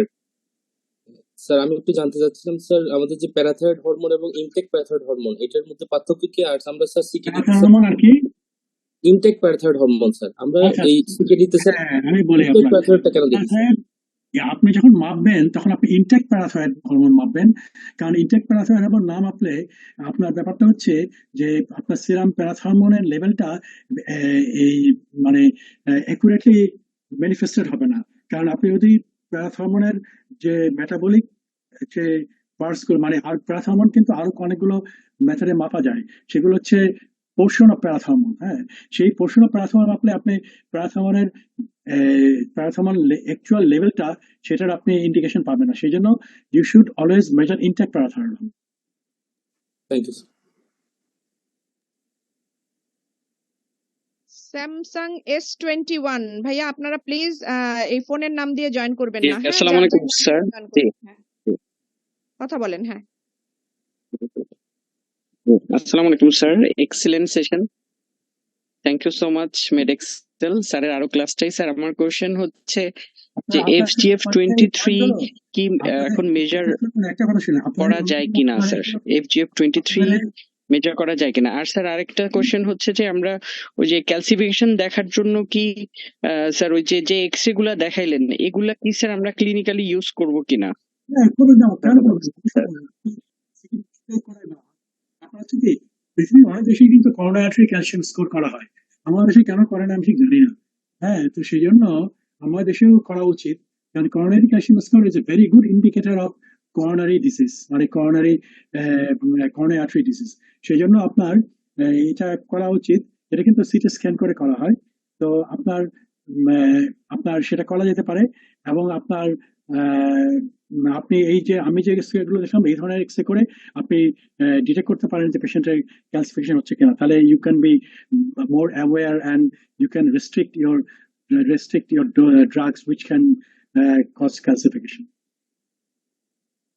ওকে ডক্টর নয়নাস আইফোন সম্ভবত আপু আপনি আনমিউট করেন কথা বলেন। আচ্ছা আপনাদের সবাইকে একটা হলো যে আপনাদের যে মন্তব্যগুলো আপনারা একটু কাইন্ডলি গ্রুপে দিয়েন তাহলে গ্রুপে দিলে সবাই দেখতে পারবে মেডেক্সেলও দেখতে পারবে কারণ মেডেক্সেলের ব্যাপারে হয়তো কিছু উদ্যোগ নিতে পারবে আসসালামু আলাইকুম স্যার, আমি ডক্টর নয়না বলছি। আমি চিটগং এর স্যার ডায়ালিসিস মেডিকেল অফিসার হিসেবে আছি স্যার। আমি নেফ্রোলজিস্ট, এমডি নেফ্রোলজি কমপ্লিট করা এবং এফসিপিএস মেডিসিন কমপ্লিট করা স্যার। আমি আসলে আপনি ক্লাস নিচ্ছেন দেখে স্যার ক্লাসটাতে জয়েন করলাম। স্যার আমি একটা সিনারিও আপনার সাথে একটু শেয়ার করতে চাচ্ছি যে স্যার মানে বেশ কিছু প্র্যাকটিসে আমরা পাই যে পেশেন্টের সেরাম ক্যালসিয়ামটা sir lower part of the reference range এবং পেশেন্টের ফসফেট লেভেলটা স্যার হাইপারফসফেটেমিয়া আছে এবং তার পিটিএইচ স্যার 2 to 3 টাইমস এর ভিতরে আছে কিন্তু নর্মাল রেফারেন্স রেঞ্জ থেকে বেশি। পেশেন্টের স্টেজ হচ্ছে সিকেডি স্টেজ 4 অথবা 5 কিন্তু স্যার অর্থনৈতিক কনস্ট্রেইনের কারণে তো স্যার সব পেশেন্ট আমাদের ভিটামিন ডি করতে পারে না। তো এই সব ক্ষেত্রে কি স্যার আমাদের ভিটামিন ডি করতে দিতে হবে এবং যদি পেশেন্টের ভিটামিন ডি ডেফিসিয়েন্সি থাকে তাহলে কি আমি ভিটামিন ডি আগে কারেক্ট মানে ডেফিসিয়েন্সি কারেক্ট করার পরে কি পিটিএইচ এ যাব নাকি স্যার? কারণটা হচ্ছে এই পেশেন্টের কিন্তু ভিটামিন ডি ডেফিসিয়েন্সির জন্য পিটিআই বাড়তে পারে বুঝতে পারছেন জি স্যার। আপনি তো জানেন না যে ভিটামিন ডি কিন্তু আমরা কিন্তু আমাদের জেনারেল পপুলেশনে কিন্তু vitamin D deficiency is quite common সুতরাং জেনারেল পপুলেশন যে ভিটামিন ডি ডেফিসিয়েন্সি কমন হয় কোয়াইট লাইকলি যে সিকিডি পেশেন্টদেরও অনেকে ভিটামিন ডি ডেফিসিয়েন্সি আছে তাই না সুতরাং ভিটামিন ডি করতে পারলে ভালো কারণ করা উচিত কারণ তাহলে আপনি ভিটামিন ডি দিতে পারবেন ওকে বরঞ্চ ক্যালসিট্রাল না দিয়ে আপনি দিতে পারেন জাস্ট ভিটামিন D3 তাহলে সেটা হয়তো ওর জন্য হেল্পফুল হবে এবং ওর চান্সেস অফ কোরোনারি ক্যালসিফিকেশন কমে যাবে থ্যাংক ইউ স্যার, সেটা আমার জানার একটা জায়গা ছিল। অসংখ্য ধন্যবাদ স্যার সুন্দর ক্লাসের জন্য। Thank you. ডক্টর কৌশিক ভাইয়া আনমিউট করেন কথা বলেন। Sir, Adab, and thank you, sir, for your excellent session as well as usual. Sir একটা কোয়েশ্চেনটা হলো যে FGF R4 ব্লকেট যে এজেন্টটা বলেছেন যে নিউ যেটা আসছে এটা কি স্যার অলরেডি চলে আসছে না পাইপলাইন আছে বা ট্রায়ালে আছে? এটা এখন অ্যানিমাল স্টাডিতে আছে এটা আসবে এটা হয়তো কবে আসবে আমি জানি না এটা অ্যানিমাল স্টাডি চলতেছে এই মুহূর্তে। আচ্ছা আর স্যার এটা ক্লোথো জিন রিলেটেড মানে কি স্টাডিটা হচ্ছে বা এটা কি অ্যাকচুয়ালি কি হচ্ছে এখানে ক্লোথোর উপরও কাজ চলতেছে এগুলো কবে আসবে আমি জানি না কারণ এগুলো তো আসলে অনেকগুলো স্টেজের ভিতর দিয়ে যায় ক্লোথোর উপর কাজ চলছে যে ক্লোথো বাইরে থেকে আমরা দিতে পারি কিনা হ্যাঁ তো সেটা এখনো খুব বেশি প্রমিজিং রেজাল্ট ক্লোথোর ব্যাপারে নাই এই মুহূর্তে FGF23 ব্যাপারে আছে রিসেপ্টর 4 কারণ ক্লোথোর এত বেশি ওয়াইডলি ইউজ হয় ক্লোথোটা দরকার আমাদের শরীরে যে এটা নিয়ে এটাকে আলাদা করে মানে এটাকে আইডেন্টিফাই করার চেষ্টা করা হচ্ছে এবং ক্লোথোর মেকানিজম অ্যাকশনও ডিফাইন করার চেষ্টা করা হচ্ছে তো এটা এখনো still it is in the formative stage এটা তবে হবে ইন নেক্সট 10 ইয়ার্স ধরেন আপনি FGF23 ক্লোথোর সাবস্টিটিউট বের হয়ে যাবেন তাহলে দুটাই মোটামুটি বেশ প্রাইমারি স্টেজ অফ ট্রায়াল আছে FGF23 is much more ahead FGF23 receptor 4 ওটার mechanism action is identified এবং এই receptor 4 blocker তৈরি করা হয়েছে এবং ওগুলোর অ্যানিমাল স্টাডি চলতেছে thank you thank you doctor Rezaul Karim unmute করেন কথা বলেন। স্যার আসসালামু আলাইকুম স্যার। স্যার এই যে ভিটামিন ডি এর কথা বলা হলো স্যার তো আমরা এ পর্যন্ত স্যার যতগুলো রোগী পেশেন্টকে দেখেছি ভিটামিন ডি করা যারা ইন্ডিয়া গেছে বাংলাদেশে সবারই ভিটামিন ডি কম আসলে কি স্যার আমাদের এই জিওগ্রাফিক্যালি ভিটামিন কারণ আমরা ট্রপিক্যাল কান্ট্রির মধ্যে থাকি আসলে কি কম নাকি বাইন্ডার কম এই জন্য স্যার আমরা এটা কম লেভেল আমরা অ্যাডজাস্ট করে পাচ্ছি। আমরা তো স্যার বলেছি যে কোন কোন অঞ্চলে বাইন্ডার কম, আমরা যেহেতু বাইন্ডার কমের মধ্যে পড়লাম নাকি অ্যাকচুয়ালি কম স্যার এটা? মানে যতগুলো অ্যাসে আছে ভিটামিন ডি করা হচ্ছে সবগুলো মেথডে কিন্তু ভিটামিন ডি কম পাওয়া যাচ্ছে। তার মানে আসলে আমাদের ভিটামিন ডি কম। কারণ হচ্ছে যে আমরা তো ওইভাবে এক্সপোজ হই না সানলাইটে, আমরা সবসময় কাপড় চোপড় পরা থাকি। 2 নম্বর কথা হচ্ছে যে সময় আমাদের এক্সপোজ হওয়া দরকার আমরা ঠিক সেই সময় হয়তো এক্সপোজ হচ্ছে না ভিটামিন ডির জন্য। এবং আপনার কারণ গ্রামে গঞ্জে যারা খেতে খামারে কাজ করে ওদের কিন্তু ভিটামিন ডি কম পাওয়া যায় না গ্রামে গঞ্জে, কিন্তু এই শহরের মানুষের ভিটামিন ডি অনেক কম। তো সুতরাং এটা যে মানে আমাদের যে সত্যি সত্যি কম এটা বোধহয় ঠিক। কারণ ইনফ্যাক্ট আমারও ভিটামিন ডি কম পাওয়া গিয়েছিল এবং আমি ভিটামিন ডি খাচ্ছি, এবং ভিটামিন ডি খাওয়ার পরে আমার অনেকগুলো জিনিস আমার ইমপ্রুভ করে গেছে, বুঝতে পারছেন? সুতরাং আমি জানি যে ভিটামিন ডি কম আমাদের একটা বোধহয় এটা really vitamin D com, not only binder except. Minimum কতটুকু স্যার সানলাইট এক্সপোজার হওয়া লাগবে ডে অথবা উইকলি, এবং কয়টা থেকে কয়টা পর্যন্ত? ওটা হচ্ছে সকাল 10টা থেকে দুপুর 2টার মধ্যে সানলাইট এক্সপোজ হতে হবে, এবং মিনিমাম কতক্ষণ এটা আমি ঠিক বলতে পারবো, এটা বোধহয় আমার জানা নাই, কিন্তু ওই টাইমটা হচ্ছে ওরকম সময়ে, এবং আপনার বডির 70% এক্সপোজ হতে হবে। স্যার আজকে একটা স্যার চ্যানেলে দেখছিলাম, স্যার বললো কি যে প্রতি উইক 1 সপ্তাহে 50 মিনিট, এটা এটা 2 থেকে 3 দিনের মধ্যে হতে পারে, 1 সপ্তাহে 50 মিনিট স্যার, এই জন্য স্যার জিজ্ঞেস করলাম। আমি টাইমটা আমার ঠিক মনে নেই।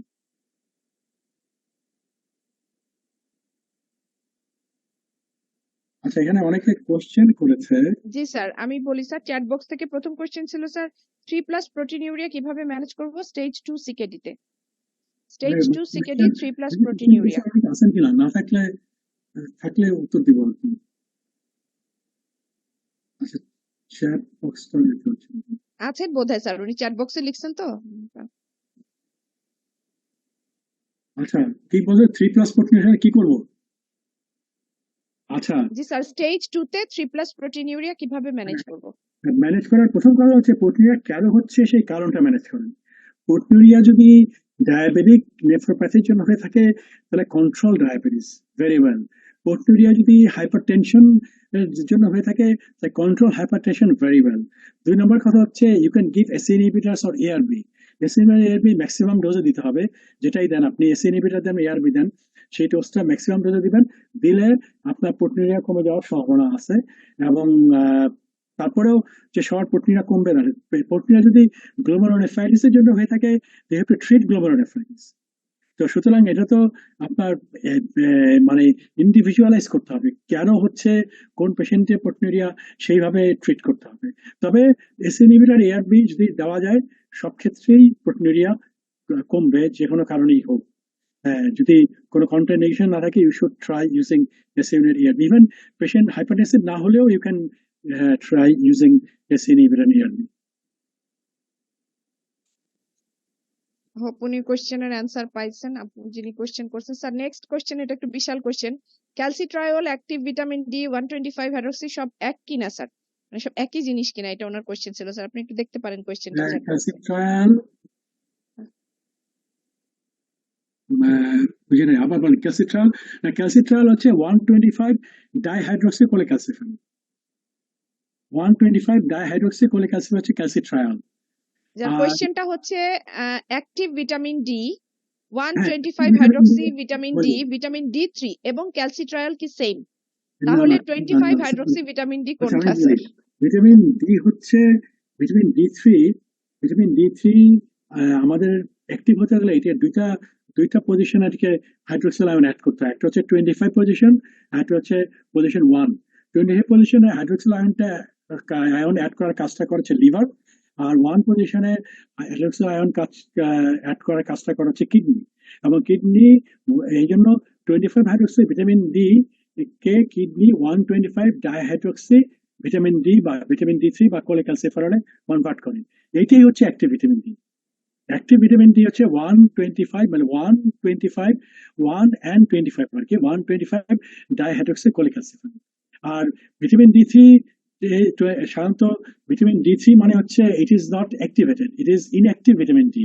এটাকে এটা আপনি খাওয়ার পরে এটা লিভার এটাকে 25 পজিশন হাইড্রোক্সিল আয়ন অ্যাড করবে, কিডনি এটাকে 1 পজিশন হাইড্রোক্সিল অ্যাড করবে, দেন ইট উইল বিকাম অ্যাক্টিভ। বোঝা গেল? Okay sir. Sir next question ছিল ক্যালসিয়াম, প্যারাথাইরয়েড এবং ফসফেট লেভেল কি ফাস্টিং করতে হবে না যে কোনো সময় করা যাবে? ফাস্টিং করা ভালো ক্যালসিয়ামের জন্য, তবে আপনার অন্য সময় করা যাবে, কিছুটা ডিফারেন্স হয়। ফাস্টিং করা ভালো ক্যালসিয়ামের জন্য, তবে আপনি অন্য সময় করতে পারেন। Any more question? আর কারো কোনো কোয়েশ্চেন আছে? আচ্ছা, চ্যাট বক্স আমার এখানে আসছে। লিটন কুমার, ডক্টর লিটন কুমার কথা বলেন, আনমিউট করেন ভাইয়া, কথা বলেন। স্যার আমি চ্যাট বক্স চেক করতেছি। আসসালামু আলাইকুম স্যার। অসংখ্য ধন্যবাদ স্যার। আমি তো আপনার ক্লাস আগে কখনো করি নাই। আমার খুব মানে আমি স্যার খুবই উপকৃত হলাম এই সিকেডির সাথে ক্যালসিয়াম ফসফেট এবং প্যারাথাইরয়েড হরমোনের রিলেশন এবং এর সাথে যে ট্রিটমেন্ট অপশন এবং অ্যাডভান্স লেভেলে। তো স্যার এখানে আমার প্রশ্ন হলো, আমরা আছে যে বেশ কিছু কিডনির মানে সিকেডি রোগীর ইয়ে করতে যে আমরা দেখেছি যে প্রোটিনিউরিয়ার ক্ষেত্রে আমরা এসি ইনহিবিটরের যে ইউজ, এক্ষেত্রে স্যার এসি ইনহিবিটর মানে সিকেডির কোন স্টেজ পর্যন্ত আমরা হাইয়েস্ট লেভেলে এসি ইনহিবিটর দিতে পারবো, আদার মানে হাইপারটেনশন প্রেজেন্ট অর নট, মানে এসি ইনহিবিটর কোন মানে স্টেজ পর্যন্ত হাইয়েস্ট লেভেলে দেওয়া যাবে স্যার? এটা কি ইসিএফআর এর উপর নির্ভর করে? আমি বলি এসি ইনহিবিটর এআরবি সিকেডি5-এও দেওয়া যাবে যদি কোনো কন্ট্রা ইন্ডিকেশন না থাকে। কন্ট্রা ইন্ডিকেশন কি? মানে কন্ট্রা ইন্ডিকেশন হচ্ছে পেশেন্টের হাইপার ক্যালেমিয়া হতে পারে।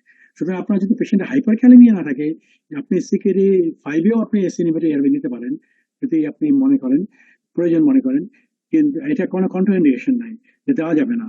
তো আর আরেকটা হচ্ছে যে আর্লি স্টেজ অফ সিকেডিতে দিলে অনেক সময় এসি ইনহিবিটর এআরবি দিলে ক্রিয়েটিনিন লেভেল একটু বাড়ে, ক্রিয়েটিনিন লেভেল বেড়ে যেতে পারে। সেজন্য আপনি কি করবেন, একটা পেশেন্ট স্টেজ 3, 4 কিংবা স্টেজ 2 হলে আপনি এসি ইনহিবিটর এআরবি দিবেন।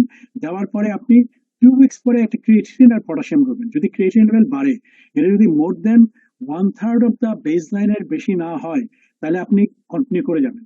যদি মোর দেন 1/3 অফ দ্য বেস লাইনের বেশি হয়, তাহলে আপনি ডোজটা অর্ধেক করতে পারেন কিংবা বন্ধ করতে পারেন। অসংখ্য ধন্যবাদ স্যার, ভালো থাকবেন স্যার। আচ্ছা, thank you. Any more question? Any more? Dr. Ashfaq Sadiq. Sir আসসালামু আলাইকুম, thank you for your nice and elaborate presentation. Sir আমার একটা কোশ্চেন ছিল, ইউরোমিক যে নিউরোপ্যাথি এর কোনো আলাদা কোনো বেডসাইড কোনো ক্লিনিক্যাল ফিচার আছে কিনা, যা দিয়ে আমি সাসপেক্ট করতে পারবো পেশেন্ট ইউরোমিক নিউরোপ্যাথিতে ভুগছে? কারণ একটা ডায়াবেটিক পেশেন্ট সিকেডি ডেভেলপ করছে, এখন এই neuropathy weather due to diabetes or uremia, এটা কিভাবে ডিফারেন্সিয়েট করা যাবে? আর ইউরোমিক এনসেফালোপ্যাথি বেডসাইড ক্লিনিক্যাল এক্সামিনেশনে বোঝার কোনো ক্লিনিক্যাল ক্লু আছে কিনা, আপনার অভিজ্ঞতা যদি যদি এটা বলতেন। Thank you sir. হয় সেটা সাধারণত পেরিফেরাল নিউরোপ্যাথি, এবং সেটা আসলে ডায়াবেটিক পেরিফেরাল নিউরোপ্যাথির সঙ্গে ডিফারেন্সিয়েট করার আসলে তেমন কোনো উপায় নাই। যদি পেশেন্টের মানে ধরেন পেশেন্টের সেটা এরকম কোনো আলাদা কোনো টেস্ট নাই যেটা আমি বলতে পারবো এটা ইউরোমিক নিউরোপ্যাথি, এটা ডায়াবেটিক নিউরোপ্যাথি, এরকম কিছু নেই। কারণ ডায়াবেটিসও পেরিফেরাল নিউরোপ্যাথি হতে পারে, ইউরোমিয়াতেও পেরিফেরাল নিউরোপ্যাথি হতে পারে। সুতরাং এইভাবে এরকম আসলে ডিস্টিংক্ট করা নাই, কিন্তু আপনি আসলে কনটেক্সটটা দেখতে হবে। পেশেন্টটার হিস্ট্রি কি, পেশেন্টটা কতদিন ধরে ডায়াবেটিক, পেশেন্টটার ইউরোমিক সিমটম কিরকম আছে, অন্যান্য ফিচার্স গুলো কি, সবগুলো মিলিয়ে আপনাকে চিন্তা করতে হবে। এরকম একটা ডেফিনেটলি আসলে এরকম কোনো টেস্ট নেই। আর ইউরোমিক এনকেফালোপ্যাথিতে আপনার ইম্পেয়ার্ড সেরিব্রাল ফাংশন হয়, পেশেন্টের কনশাস লেভেল ইম্পেয়ার্ড হতে পারে, কিন্তু ওইখানেও আলাদা কোনো ফিচার নাই যেটা থেকে বলা যাবে এটা ইউরোমিক এনকেফালোপ্যাথি। কিন্তু একটা পেশেন্ট যদি আপনার very high urea creatinine level এবং পেশেন্ট অ্যাবনর্মাল বিহেভিয়ার করতেছে, patient has got depressed conscious level, সেক্ষেত্রে আপনি চিন্তা করতে হবে এটা ইউরোমিক এনকেফালোপ্যাথি। তো সুতরাং আসলে ওরকম ডেফিনেট পেশেন্টের ধরেন নেক্সিডেন্টারি কার্নিক সাইন এই ধরনের কোনো ফিচার নাই, অন্য কোনো কজ নাই অফ এনকেফালোপ্যাথি, হ্যাঁ আপনার এনকেফালাইটিস কে বা এই ধরনের কোনো অসুখের কোনো ফিচার নাই, মানে এটাকে আপনাকে ওই ইন্ডিভিজুয়াল পেশেন্টের কনটেক্সটটা দেখে এটাকে বিচার করতে হবে। এরকম ডেফিনেট আলাদা কোনো টেস্ট নাই ইউরোমিক ইউরোমিক এর জন্য, যেটা বলা যাবে এটা ইউরোমিক। Thank you sir. আসসালামু আলাইকুম স্যার। আমি ডাক্তার সারোয়ার বলছিলাম স্যার। স্যার ওই যে আমরা যদি মেসিভ প্রোটিনিউরিয়া পাই স্যার সিক্রিতে, যদি এআরবি অ্যাসিডটা দেয়া না যায়, কন্ট্রাইন্ডিকেটেড থাকে, তাহলে আর কি অপশন আছে স্যার? লেটেস্ট কোনো ড্রাগ? না না, আর তেমন কোনো ড্রাগ আসলে নাই। প্রথম কথা হচ্ছে ম্যাসিভ প্রোটিনিউরিয়া যদি আপনি পান, ম্যাসিভ প্রোটিনিউরিয়া কেন হলো সেটা তো আগে আপনাকে ডিটারমিন করতে হবে। সেই কজটা ট্রিট করাটা ইজ প্রাইমারি, তাই না? আপনি ধরেন সেটা যদি ডায়াবেটিসের জন্য হয়, গ্লোমেরুলোনেফ্রাইটিসের জন্য হয়, এখানে যেটা মিনিমাল চেঞ্জ, তাহলে মিনিমাল চেঞ্জ গ্লোমেরুলোনেফ্রাইটিস ট্রিটমেন্ট করতে হবে। যদি মেমব্রেনাস গ্লোমেরুলোনেফ্রাইটিস ট্রিটমেন্ট করতে হবে, সেইগুলো তো আপনাকে সেটা তো আগে করতে হবে। তারপরে আপনি you will think about adding ACE inhibitor ARB in your armamentarium, মানে আপনার সব যে ওষুধগুলো দিয়েছেন তার মধ্যে এসি ইনহিবিটর ইআরবি অ্যাড করার চেষ্টা করতে হবে। পেশেন্টটি যদি হাইপারটেনসিভ থেকে পেশেন্টকে নর্মোটেনসিভ করার চেষ্টা করতে হবে। পেশেন্টের ব্লাড প্রেশার কন্ট্রোল করা important for reducing proteinuria, not only just inhibitor ERB. Blood pressure has to be controlled. Plus, there should, in your antihypertensive cocktail, there should be a inhibitor ERB. Among, you should treat the primary cause. Sir last আইইউতে একটা প্রশ্ন ছিল sir, তো BCPS এর FCP এক্সামে আইইউতে একটা question ছিল যে আসলে এসি অথবা এআরবি দেওয়া যাচ্ছে না, এরপরে আর কি স্যারা জানতে চাচ্ছেন আর কি দেওয়া যাবে, আর কি দেওয়া যাবে সিকিডি ম্যানেজমেন্ট? স্যার এর ডিফেকশন আছে স্যার, যদি তাহলে sir calcium channel blocker diabetics অপশনও আছে স্যার, বলা আছে। আপনি আর কি দেওয়া যাবে, আর দেওয়া যাবে যেটা, সেটার মধ্যে একটা আছে যে আপনার নন ডাইহাইড্রোপাইরিন ক্যালসিয়াম চ্যানেল ব্লকার, এগুলো তো আপনার ইয়ে কমে, প্রোটিনিউরিয়া কমে। এছাড়া আর আপনি আলাদা মানে প্রথম কথা হচ্ছে আপনার প্রোটিনিউরিয়ার কারণটাকে ট্রিট করতে হবে। 2 নম্বর হচ্ছে ব্লাড প্রেশার কন্ট্রোল করতে হবে। এবার ডায়াবেটিস থেকে ডায়াবেটিস কন্ট্রোল করতে হবে। আর আপনাকে এসি ইনহিবিটর ইআরবি না দিতে পারলে নন ডাইহাইড্রোপাইরিন ক্যালসিয়াম চ্যানেল ব্লকার দিন। জি আচ্ছা জি, থ্যাংক ইউ, আসসালামু আলাইকুম।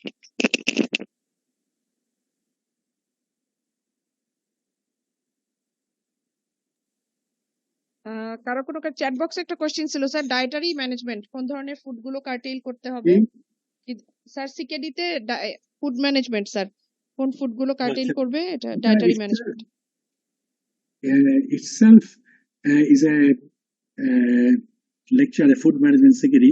এনিওয়ে আমি সংক্ষেপে বলি, সিকেডি পেশেন্টদের কি ধরনের ফুড, সিকেডি পেশেন্টদেরকে ব্যাপার হচ্ছে এইটা এখানে সবচেয়ে ইম্পর্টেন্ট ব্যাপার হচ্ছে ইন্ডিভিজুয়ালাইজ করতে হবে। আমরা যেটা ইন জেনারেল বলি সেটা হচ্ছে যে সিকেডি পেশেন্টের প্রোটিন ইনটেক বেশি হওয়া উচিত না, 0.6 to 0.8 gram per KG body weight. তার মানে it comes about 40 to 50 gram per KG body weight. সুতরাং 40 to 50 গ্রাম, সরি না, 40 to 50 gram per day. the 40 to 50 gram protein, 40 to 50 গ্রাম মাছ মাংস না, 40 to 50 gram protein. 50 gram protein কতটুকু মাছ? 250 to 300 gram fish and meat contains আপনার contains 50 gram protein. সুতরাং সেখানে আমরা 250, যেমন একটা ডিমে থাকে 60 গ্রাম প্রোটিন, সুতরাং একটা ডিমে 60 গ্রাম প্রোটিন। সুতরাং আপনার অন্যান্য যে আমরা সরি, একটা ডিমে থাকে 6 গ্রাম প্রোটিন, তারপরে একটা মাছ ওটা মাংসে আপনার থাকে হচ্ছে 10 to 15 গ্রাম প্রোটিন, যে মাঝারি সাইজের টুকরায়। তো সেইভাবে হিসাব করে আপনি 40 to 50 গ্রাম প্রোটিন ডায়েট আমরা দিই, 1 নম্বর। 2 নম্বর কথা হচ্ছে এই পেশেন্টের যদি দেখবেন যে পেশেন্ট কি ইডিম্যাটাস না পেশেন্ট ডিহাইড্রেটেড, বা ভলিউম স্ট্যাটাস কেমন। ভলিউম স্ট্যাটাস আপনি যদি দেখেন পেশেন্ট ইডিম্যাটাস, তাহলে ফ্লুইড রেস্ট্রিক্ট করতে হবে। পেশেন্ট যদি দেখেন যে না ইডিম্যাটাস না, পেশেন্ট মনে হচ্ছে ভলিউম ডিপ্লেটেড, তাহলে আপনি পেশেন্টকে পানি একটু বেশি খেতে বলবেন।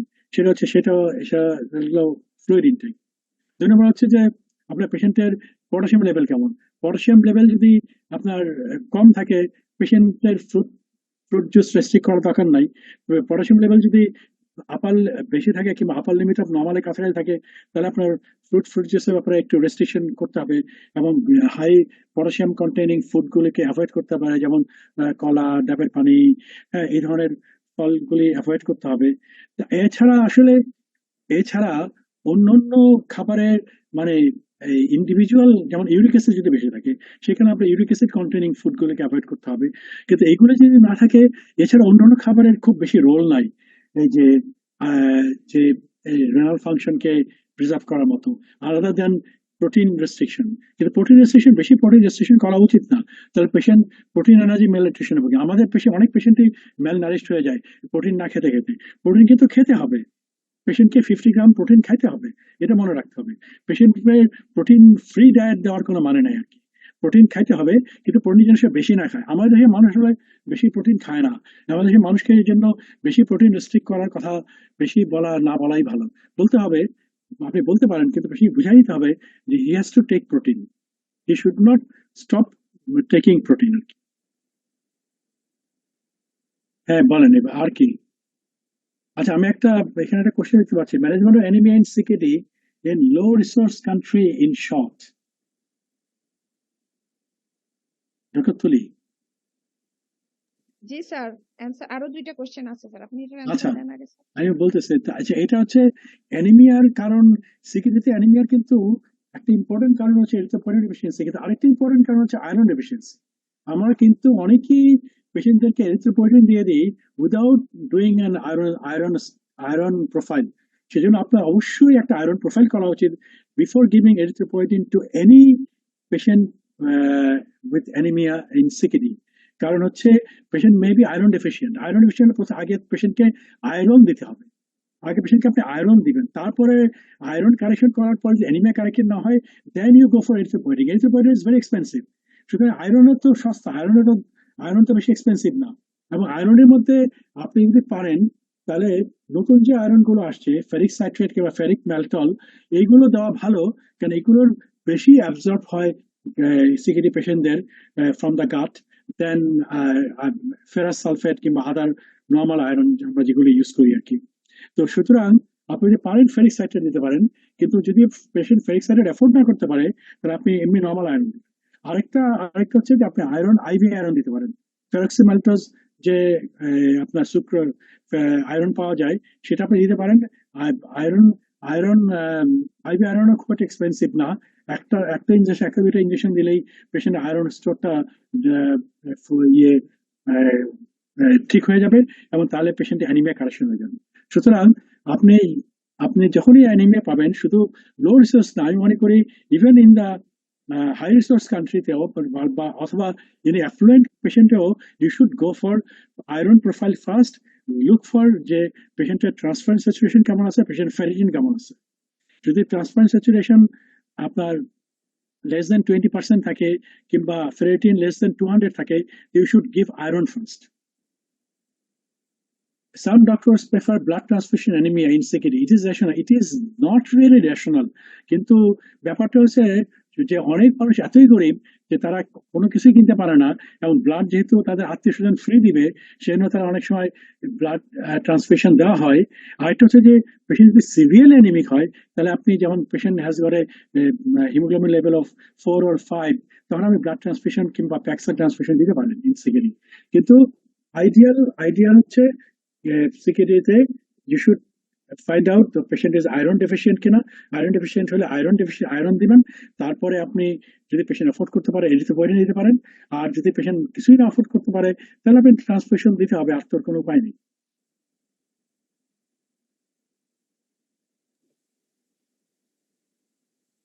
ব্লাড ট্রান্সফিউশন করার পর আয়রন প্রোফাইল দেখা যাবে। আয়রন প্রোফাইল আসলে ব্লাড ট্রান্সফিউশন করার আগেই আসলে দেখা উচিত। আপনার ব্লাড ট্রান্সফিউশন করার আমার মনে হয় ব্লাড ট্রান্সফিউশন করলে ফেরিটিন লেভেল বেড়ে যায়, সুতরাং এটা ক্যান বি মিসলিডিং যদি রিপিটেড ব্লাড ট্রান্সফিউশন হয়। আইডিয়ালি হচ্ছে আপনার 3 months পরে আপনি আয়রন প্রোফাইল দেখলে আপনি রিয়েল পিকচারটা পাবেন, কেউ যেন হয়তো আপনি ওয়েট করতে পারবেন না। সুতরাং you should if you want to do iron profile, do it before giving bone transfusion.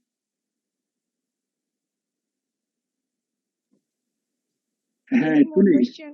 G sir. Any other question 12:15 বাজে তাড়াতাড়ি আর কোশ্চেন তো নাই বোধহয় আপাতত স্যার। আর আর কেউ কোশ্চেন কোশ্চেন থাকলে একটু তাড়াতাড়ি করেন।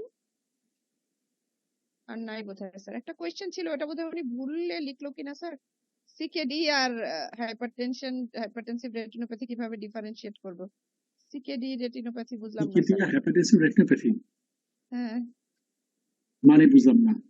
আমিও বুঝি না স্যার। ওটা বোধহয় আসসালামু সিকেডি আলাইকুম ডায়াবেটিস লিখলেন। স্যার। কোশ্চেনটা আমার ছিল স্যার। আমি ডাক্তার মেডিকেল থেকে বলছি স্যার। তো মানে একটা পেশেন্টের তো স্যার হাইপারটেনশন দিয়ে সিকেডি হতে পারে, আবার স্যার হাইপারটেনশন নিজেও স্যার রেটিনোপ্যাথি করতে পারে স্যার। এখন স্যার রেটিনোপ্যাথিটা স্যার ডিউ টু হাইপারটেনশন নাকি স্যার? নেফ্রোপ্যাথি করতে পারে, এটা বলছো নেফ্রোপ্যাথি না nephropathy? Sir sorry sir, retinopathy sir. Retinopathy করতেই পারে হাইপারটেনশন। সিকেডির জন্য আচ্ছা আপনাদেরকে আবারও বলে দিই, আপনাদের কমেন্ট গুলো আপনারা একটু স্যার এখানে কনফিউশনটা যেটা হচ্ছে সিকেডিতে কি কোনো আলাদা রেটিনোপ্যাথি হয় নাকি ভাইয়া? আমি বলতেছি হ্যাঁ উনি তারা কোশ্চেনটা একটা কথা কনফিউজ। বলে নেই সবাইকেই, অনেকে চলে যাচ্ছে যে আপনারা আপনাদের কমেন্ট গুলো একটু কাইন্ডলি গ্রুপে লিখে দিন, তাহলে একটু ভালো হয়। আচ্ছা, তো আপনার ব্যাপারটা হচ্ছে যে সিকেডিতে হাইপারটেনশন হয়, রেটিনোপ্যাথি হতে পারে, সেটা হাইপারটেনসিভ রেটিনোপ্যাথি হবে। আর শুধু হাইপারটেনশন রেটিনোপ্যাথি হতে পারে, সেটা তো হাইপারটেনসিভ রেটিনোপ্যাথি।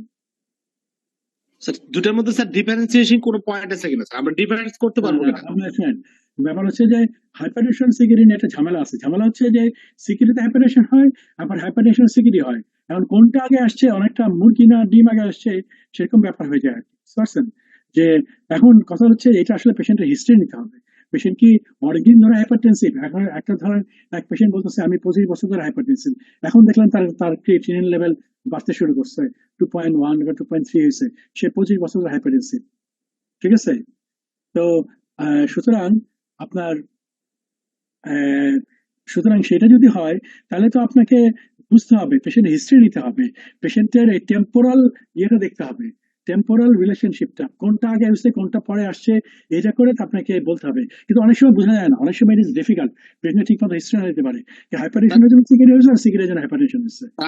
আমাকে স্যার কোশ্চেন করা হয়েছিল ভাইবাতে স্যার অন এক্সামিনেশন ফার্নাসকোপি ফাইন্ডিংস দেখে আমরা ডিফারেন্সিয়েট করতে পারবো কিনা হাইপারটেনসিভ রেটিনোপ্যাথি আর মানে retinopathy due to CKD sir?